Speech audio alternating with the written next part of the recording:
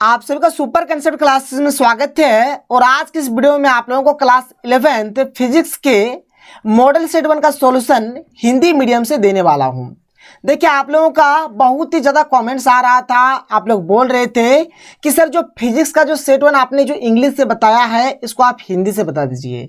और आप लोगों का इतना ज़्यादा कमेंट्स आ गया तो मैंने सोचा कि भाई आप लोगों का डिमांड है और मैं आप लोगों का डिमांड पूरा ना करूं, ऐसा नहीं हो सकता है। क्योंकि देखिए, आप लोग हैं तो मैं हूं, इसलिए मैंने सोचा कि चलो भाई हिंदी मीडियम से भी बता दिया जाए। अभी तक शायद कोई भी ऐसा यूट्यूबर्स नहीं होगा जो हिंदी मीडियम से बताया है, तो खैर कोई दिक्कत नहीं है। आप लोगों को पढ़ना है और मुझे पढ़ाना है, चाहे हिंदी मीडियम से हो या फिर इंग्लिश मीडियम से हो। इंग्लिश मीडियम का सॉल्यूशन मैंने पहले ही अपलोड कर दिया है। जो जो बच्चे इंग्लिश मीडियम से आप लोग देख सकते हैं, और हिंदी मीडियम वाले जो भी बच्चे हैं इस वीडियो को कंप्लीट देखिए। यहां पर मैं आपको हर एक क्वेश्चन का जो उत्तर होगा हिंदी से बताऊंगा। तो चलिए शुरू करते हैं। और देखिए, आप लोगों का जो मैथ है और जो केमिस्ट्री है, दोनों में आप लोगों का कमेंट्स आया था कि सर हिंदी से बता दीजिए। तो बहुत ही जल्द मैं आप लोगों को जो आप लोग का जो मैथ है और जो केमिस्ट्री है, दोनों को मैं आप लोगों को हिंदी से बता दूंगा। तो चलिए शुरू करते हैं और एक एक करके हर एक क्वेश्चन को देख लेते हैं। तो देखिए, हमारे पास यहाँ पर जो सबसे पहला जो क्वेश्चन है ना, क्वेश्चन नंबर 1। क्वेश्चन नंबर 1 में हमें बोला गया है कि न्यूटन का गुरुत्वाकर्षण का जो सार्वत्रिक जो नियम है इसको हमें यहाँ पर लिखना है। तो देख लीजिए यहाँ पर आप लोग किस प्रकार से लिखेंगे। बहुत ही सिंपल तरीके से और इजी तरीके से यहाँ पर मैंने लिख दिया है। देखिए, हमारे पास यहाँ पर कोई कण है जिसका द्रव्यमान है m1, ठीक है। यहाँ पर हमारे पास दूसरा कण है जिसका द्रव्यमान है m2, और इन दोनों के बीच का जो डिस्टेंस है यानी कि जो दूरी है कितना है, r है।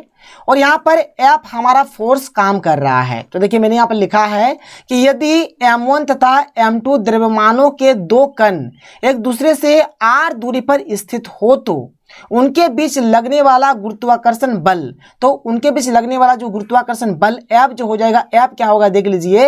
यहाँ पर हमारे पास देख लीजिए जैसे कि मतलब द्रव्यमान क्या क्या है, एक तो m1 है एक तो m2 है। तो जो F होगा ना, इन दोनों द्रव्यमान के गुणनफल के क्या होगा, समानुपाती होगा। क्या होगा, समानुपाती होगा। दोनों मतलब द्रव्यमानों के गुणनफल का क्या होगा, समानुपाती होगा। और ये जो F होगा ये क्या होगा, यहाँ पर देखिए r हमारा क्या है, r हमारा दूरी है। तो r का जो स्क्वायर होगा, r का जो स्क्वायर होगा इसके F क्या होगा, व्युत्क्रमानुपाती होगा। इसलिए यहाँ पर हमने लिख दिया है कि F जो होगा इस प्रकार से साइन देना है, m1 इंटू m2 लिखना है। और F जो यहाँ पर है ये इस प्रकार से मतलब आप लोग चिन्ह दे दीजिएगा। फिर आपको लिखना है 1/r²। देखिए, जब भी 1 में रहेगा तो इसको बोलेंगे व्युत्क्रमानुपाती, और जब इस प्रकार से सीधा सीधे रहेगा तो इसको बोलेंगे समानुपाती। तो यहाँ पर F जो होता है m1 इंटू m2 के समानुपाती होता है, और ये जो F होता है यह r² के व्युत्क्रमानुपाती होता है। इस दो चीज को आप लोग लिख लीजिए। यहाँ पर हमारे पास समीकरण 1 ये रहा, समीकरण 2 ये रहा। जब इन दोनों को हम लोग एक साथ लिख देंगे तो m1 m2 ये ऊपर में तो ऊपर में रह जाएगा, r² नीचे है तो ये नीचे आ जाएगा।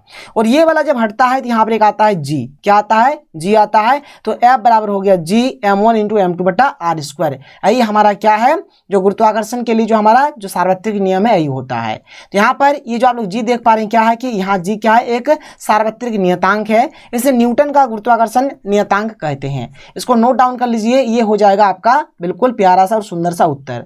आगे देखते हैं, क्वेश्चन नंबर 2 की ओर चलते हैं। देख लीजिए क्वेश्चन नंबर 2 हमारे पास क्या है। यहाँ पर छोटका वाला जी और बड़का वाला जी में अंतर बताना है।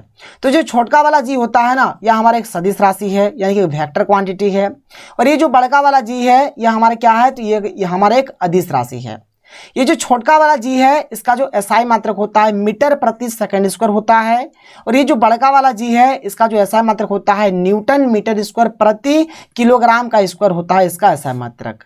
यहाँ पर ये जो छोटका वाला आप लोग जी देख पा रहे हैं इसका जो मान होता है 9.8 मीटर प्रति सेकंड स्क्वायर होता है। कहाँ पर होता है, पृथ्वी पर होता है, ठीक है। ये देखिए यहाँ पर ये जो जी का मान है अलग अलग जगह पर अलग अलग होता है। तो पृथ्वी पर होता है 9.8 मीटर प्रति सेकंड स्क्वायर होता है। और ये जो बड़का वाला ये जो जी है इसका जो मान होता है 6.67 इंटू 10⁻11 न्यूटन मीटर स्क्वायर प्रति किलोग्राम का स्क्वायर। तो यहाँ पर मैंने 3 यहाँ पर अंतर लिख दिया है, आप लोग भी एग्जाम में लिख दीजिएगा। मैंने छोटा छोटा अंतर लिखा है ताकि आपको समझने में और पढ़ने में दिक्कत ना हो। आगे बढ़ते हैं, अगला क्वेश्चन देख लीजिए। अगला जो क्वेश्चन है हमारे पास क्या है कि प्रतिबल यानी स्ट्रेस के प्रकार। तो यहाँ पर स्ट्रेस 2 प्रकार के होते हैं, एक हो जाएगा अभिलंब प्रतिबल और एक हो जाएगा अपरूपण प्रतिबल। इसको आप लोग नोट डाउन कर लीजिए। आगे बढ़ते हैं, क्वेश्चन नंबर 4 देख लीजिए। हमारे पास क्वेश्चन नंबर 4 क्या है।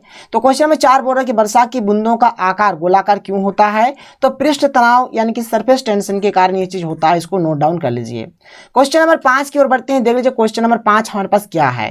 तो क्वेश्चन नंबर 5 बोल रहा है कि समतापीय प्रक्रिया यानी कि आइसोथर्मल प्रोसेस, और जो हमारा क्या है रुद्धोष्म, ठीक है, जिसको हम लोग बोलेंगे रुद्धोष्म प्रक्रिया बोलिए, ठीक है, इसको इंग्लिश बोलेंगे क्या बोलेंगे एडियाबेटिक प्रोसेस। इन दोनों में क्या अंतर है यहाँ पर हमें बताना है।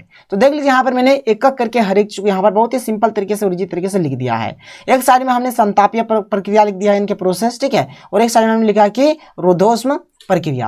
और ये जो संतापीय प्रक्रिया होता है यह प्रक्रिया धीरे धीरे होती है, और ये जो आपका रुद्धोष्म प्रक्रिया है यह आपका बहुत ही तेजी से और अचानक होता है। ये वाला जो संतापीय प्रक्रिया है इसमें डेल्टा टी का जो वैल्यू होता है 0 होता है, और ये जो रुद्धोष्म जो प्रक्रिया है इसमें डेल्टा टी का वैल्यू 0 नहीं होता है। इसमें क्या होता है, इसमें जो तापमान होता है ये स्थिर रहता है, कॉन्स्टेंट रहता है, लेकिन इसमें हमारा तापमान स्थिर नहीं रहता है। 3 पॉइंट मैंने छोटा छोटा पॉइंट लिख दिया ताकि आपको पढ़ने में सुविधा हो और आप हर एक चीज को याद रख पाएं। आगे बढ़ते हैं, आगे चलिए, आगे क्या है देख लीजिए। क्वेश्चन नंबर 6 हमको क्या कह रहा है कि आवर्त गति का एक उदाहरण दीजिए जो दोलन नहीं करता है। तो तालाब में फेंका गया पत्थर, ये हो जाएगा इसका बिल्कुल सिंपल सा और सरल सा उत्तर। क्वेश्चन नंबर 7 यहाँ पर क्या है देख सकते हैं। क्वेश्चन नंबर 7 है कि अनुप्रस्थ तरंग गति को परिभाषित कीजिए। तो इसका उत्तर हो जाएगा कि जब किसी माध्यम में, माध्यम लिखिएगा मौ छूट गया है, तो जब किसी माध्यम में तरंग गति की दिशा माध्यम के कणों के कंपन करने की दिशा के लंबवत होती है तो इस प्रकार की तरंगों को अनुप्रस्थ तरंगे कहते हैं। मतलब यहाँ पर क्या होगा, मान लीजिए कोई माध्यम है, इसमें तरंग गति की जो दिशा होगा और माध्यम के कणों की कंपन का जो दिशा होगा, अगर वो दोनों क्या हो लंबवत हो यानी कि परपेंडिकुलर हो, तो यहाँ पर जो तरंग होगा इसी को बोला जाएगा अनुप्रस्थ तरंग बोला जाएगा। इसको आप लोग नोट डाउन कर लीजिए, ये हो जाएगा इसका बिल्कुल सिंपल सा और प्यारा सा उत्तर। आगे चलते हैं, आगे देख लीजिए क्वेश्चन नंबर यहाँ पर 8 का ए क्या कह रहा है।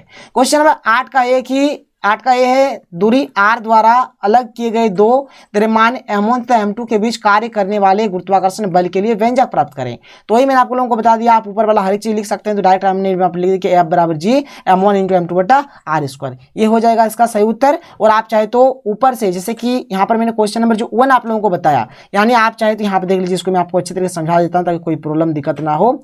आप क्या कर सकते हैं, यहाँ से लेकर मतलब शुरू से लेकर और यहाँ से लेकर मैंने पूरा डायग्राम वगैरह सब कुछ बनाना है, तो आप लोग क्या कर सकते हैं, यहाँ से लेकर पूरा हम लोग नीचे तक, मतलब यहाँ तक हम लोग इसको लिख सकते हैं। मतलब क्वेश्चन नंबर 1 को यहाँ पर आप लोग पूरा चिपका दीजिए ना, आप लोगों का काम बन जाएगा। क्वेश्चन नंबर 1 को यहाँ पर पूरा चिपका दीजिए बस, और कुछ भी करने का जरूरत नहीं है, बल्कि यहाँ पर क्या करिए आप लोग, यहाँ पर क्वेश्चन नंबर 1 को चिपका दीजिए। क्वेश्चन नंबर 1 को क्या करो, चिपका दो, मतलब उसी को लिख दो, इसका माने यही हो गया, ठीक है। बी नंबर में क्या है कि गुरुत्वाकर्षण बल की 2 विशेषताएं क्या क्या है। तो गुरुत्वाकर्षण बल जो होता है ये, इसका जो प्रकृति होता है वो हमेशा आकर्षण प्रकृति का होता है, ठीक है। और क्या है, तो यह एक दुर्बल प्रकृति का बल है, मतलब ये थोड़ा मतलब उतना स्ट्रांग नहीं होता, थोड़ा वीक टाइप का, ठीक है। उसका जो नेचर है क्या है, वीक नेचर का ये फोर्स है। आगे बढ़ते हैं, आगे चलिए आगे देख लेते हैं, अगला क्वेश्चन देख लेते हैं। क्वेश्चन नंबर 9 देखिए। क्वेश्चन नंबर 9 में हमें यहाँ पर एक मतलब डायग्राम बनाना है, तो इसके लिए जो हो जाएगा ए नंबर में स्ट्रेस जो होगा वह स्ट्रेन के मतलब क्या होगा, समानुपाती होगा। और इस प्रकार से आप लोग क्या करिए, इसके डायग्राम को बना दीजिए। और देखिए मैंने इंग्लिश मीडियम वाला में इसको एकदम अच्छे तरीके से समझा दिया है, आप चाहे तो उस वीडियो को देख सकते हैं, लेकिन यहाँ पर मैं आपको और अच्छे तरीके से समझा देता हूँ, देख लीजिए। देखिए इंग्लिश हिंदी हर एक चीज का मतलब देखिए, जैसे यहाँ पर ये डायग्राम है, तो डायग्राम में हिंदी और इंग्लिश का तो कुछ आपको यहाँ पर मतलब नहीं होता है। तो देख लीजिए यहाँ पर जो हमारे पास जो स्ट्रेस होता है, स्ट्रेस का लाइन हमारा ये वाला हो गया और स्ट्रेन का लाइन हमारा ये वाला हो गया। अभी मैंने आपको देखिए ये जो स्ट्रेस और ये जो स्ट्रेन है आपस में क्या है, मतलब समानुपाती होता है, इसलिए यहाँ से ओ से लेकर यहाँ पर ये जो ए तक जो बनता है, ठीक है, ये हमारा क्या होता है, स्ट्रेट लाइन होता है। फिर इस प्रकार से यहाँ पर ऐसे हो जाता है, फिर ऐसे करते करते क्या होता है, कुछ इस प्रकार से यहाँ पर हमारा आ जाता है। तो यहाँ पर आप लोग देख सकते हैं, यहाँ पर मैंने हर एक चीज को यहाँ पर पॉइंट बाय पॉइंट लिख दिया है। और आप और अच्छे तरीके से अगर आप जानना चाहते हैं, आप देख लीजिए इंग्लिश वाला में मैंने आपको हर एक चीज को बता दिया है। जो हमारे यहाँ पर ए जो हो जाएगा उसको बोलेंगे हम लोग लिमिट ऑफ हुक्स लॉ बोलेंगे, ठीक है। बी जो हो जाएगा इसको बोला जाएगा इलास्टिक लिमिट, जिसको हम लोग यील्ड पॉइंट भी बोलेंगे। ओ भी माने यहाँ पर ओ से लेकर बी तक का जो डिस्टेंस हो जाएगा, ठीक है, इसको बोलेंगे इलास्टिक बिहेवियर। बियॉन्ड बी जो हो जाएगा उसको हम लोग बोलेंगे प्लास्टिक बिहेवियर। और ई को बोलेंगे ब्रेकिंग पॉइंट या फिर फ्रैक्चर पॉइंट बोलेंगे। और यहाँ पर मैंने इस चीज को लिख दिया है, और आप लोग क्वेश्चन को देख लीजिए सर, उसमें हर एक चीज लिखा हुआ है, आप लोग कर सकते हैं। तो यहाँ पर देख लीजिए, यहाँ पर बी नंबर ये जो बी होगा इसको हम लोग बोलेंगे यील्ड पॉइंट, ये जो ई होगा इसको बोलेंगे हम लोग ब्रेकिंग पॉइंट बोलेंगे, ठीक है। ये सब आप लोग नोट डाउन कर लीजिए। इसमें इंग्लिश हिंदी उतना मायने नहीं रखेगा, ये ग्राफ है, ठीक है, इसको आप लोग नोट डाउन कर लीजिए जैसा है, ठीक है। क्वेश्चन नंबर 10 यहाँ पर देख सकते हैं क्या है, किसी द्रव की बूंद के भीतर अतिरिक्त दाब के लिए व्यंजक व्युत्पन्न कीजिए। तो देखिए, एक द्रव की बूंद में भीतर का जो दाब होता है बाहरी वायुमंडलीय दाब से अधिक होता है। ठीक है, तो यहाँ पर हमने इस प्रकार से एक ठो मैंने ले लिया है। ठीक है, हमने इस प्रकार से एक ठो यहाँ पर डायग्राम बना दिया। एक डायग्राम हो गया, एक डायग्राम हो गया। यहाँ से लेकर यहाँ तक का जो डिस्टेंस है, ठीक है, यहाँ से लेकर यहाँ तक का जो डिस्टेंस ये हमारा आर रहा, यहाँ से लेकर यहाँ तक ये डेल्टा आर हो गया। यहाँ पर जो प्रेशर है अंदर वाला ये पी आई हमने लिख दिया, बाहर वाला जो प्रेशर वो P0 है। तो पी आई हमारा क्या है, द्रव की बूंद का भीतरी प्रेशर या फिर दाब बोलिए। P0 क्या है, द्रव की बूंद का बाहरी दाब है। और यहाँ पर शुरू में ही बोल दिया गया है कि एक द्रव की जो बूंद में जो होता है भीतर का जो दाब होता है वो बाहरी दाब से क्या होता है, अधिक होता है। इसलिए हम लोग इसको यहाँ पर लिख सकते हैं, क्या लिख सकते हैं, देख लीजिए मैंने यहाँ पर लिख दिया है। इसलिए हम लोग इसको लिख सकते हैं कि पी आई माइनस P0 बराबर एक्सेस प्रेशर, यानी कि अत्यधिक दाब। ठीक है, तो पी आई माइनस P0 हो गया। और प्रेशर का जो फॉर्मूला होता है क्या होता है, फोर्स बटा एरिया। प्रेशर बराबर क्या होता है, फोर्स बटा एरिया। तो हमने फोर्स बटा एरिया लिख दिया।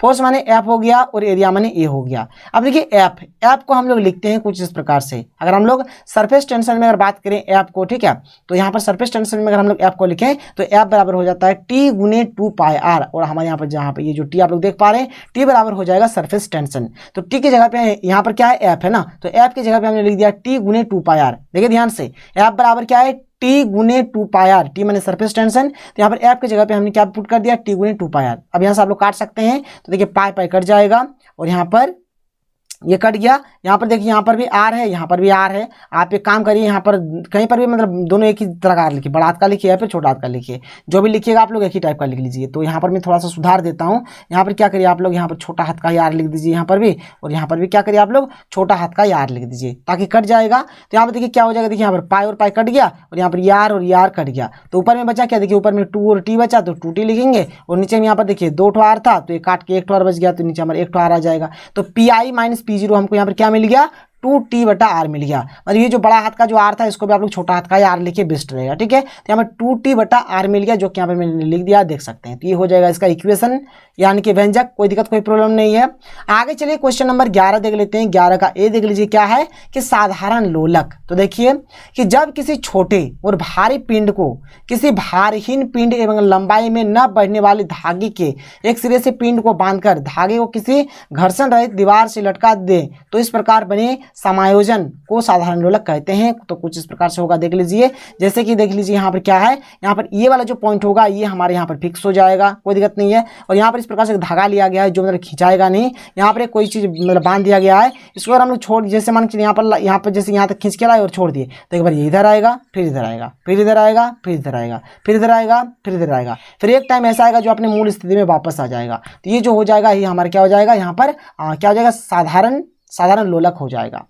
बी नंबर में इसका आवर्तकाल का यहाँ पर हमें व्यंजक निकालना है। तो यहाँ पर बी नंबर का जो हो जाएगा टी बराबर क्या हो जाएगा, 2π√L/g हो जाएगा। इसको आप लोग नोट डाउन कर लीजिए। सी नंबर में क्वेश्चन हमें दिया गया है, क्या क्वेश्चन दिया गया देख सकते हैं। सी नंबर में हमें यहाँ पर दिया गया है, आप लोग देख लीजिए क्या है। यहाँ पर क्या है कि सेकंड लोलक, सेकंड मतलब द्वितीय, ठीक है, एक्चुअली में बोला जाए द्वितीय लोलक। तो सेकंड लोलक की प्रभावी लंबाई कितनी होगी, तो सेकंड लोलक का बात हो रहा है इसलिए इसका आवर्तकाल कितना हो जाएगा, 2 सेकंड हो जाएगा।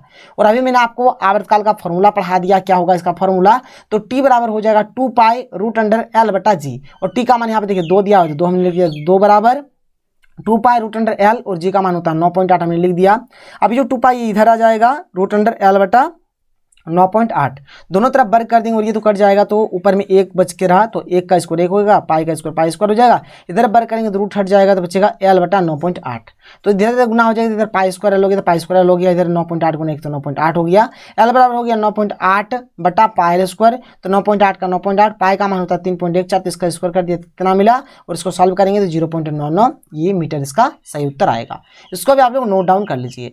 आगे बढ़ते हैं, अगले क्वेश्चन को चलते हैं, देख लीजिए। अगला जो क्वेश्चन है हमारे पास, क्वेश्चन नंबर यहाँ पर 12 क्या है कि समतापी प्रकरण के दौरान किए गए कार्य का व्यंजक ज्ञात करें।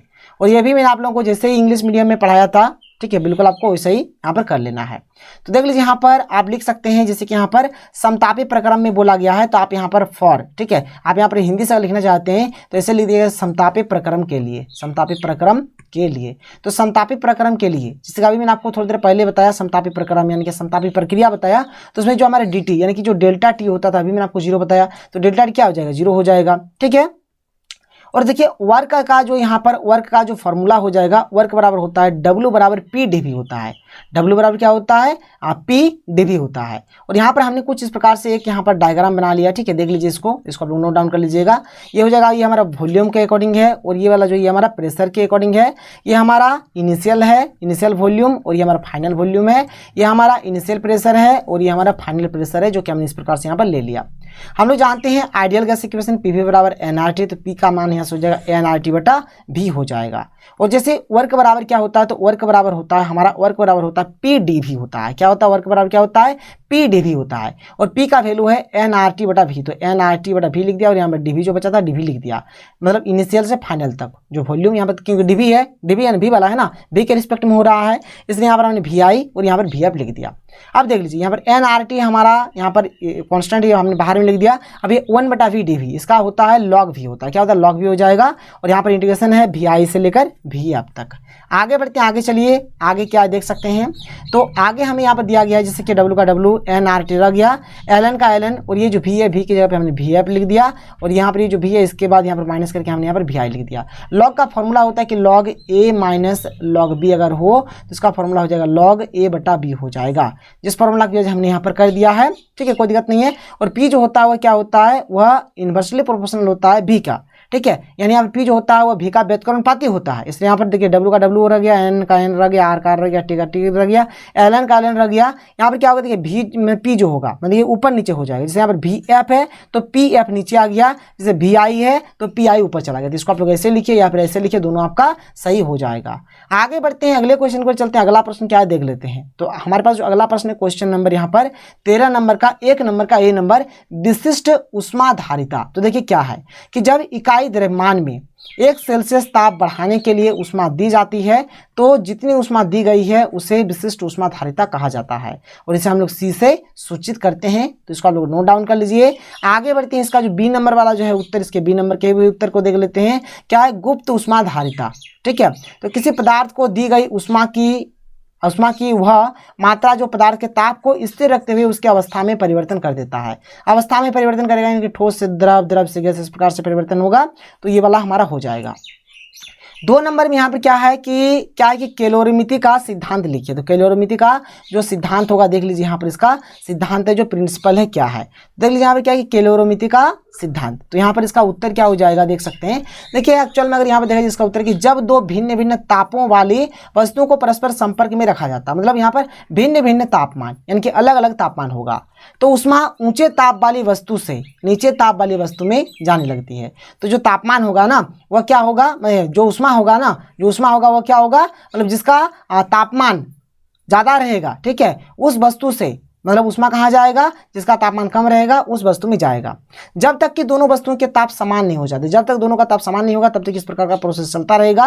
यदि इस क्रिया में बाहर से ऊष्मा का आदान प्रदान न हो तो एक वस्तु द्वारा दी गई ऊष्मा दूसरी वस्तु द्वारा ली गई ऊष्मा के बराबर होगी। अगर एक्चुअली में बोला जाए यहाँ पर देखिए, बाहर से अगर कोई तापमान यहाँ पर हस्तक्षेप नहीं कर रहा है तो यहाँ पर क्या होगा, जितना हम लोग यहाँ पर ऊष्मा देंगे और यहाँ पर जितना ऊष्मा हम लोग लेंगे, दोनों क्या होगा, दोनों इक्वल होगा। और यही हमारा क्या है, कैलोरीमिति का सिद्धांत। तो यहाँ पर इस वीडियो में मैंने आप लोगों को क्वेश्चन नंबर 13 तक बताया, और इसके बाद जो हमारा अगला वाला जो आएगा तो ये क्वेश्चन नंबर 14 क्या हमारे न्यूमेरिकल है, जो थोड़ा लंबा चौड़ा बनेगा, और 14 नंबर से लेकर क्वेश्चन 19 तक मैं आप लोगों को एक ही वीडियो में बता दूंगा। तो अगर आपको वीडियो पसंद है तो वीडियो को लाइक करिए, जितना हो सके वीडियो को शेयर कर दें। तो मिलते हैं अगले वीडियो में। थैंक यू, जय हिंद।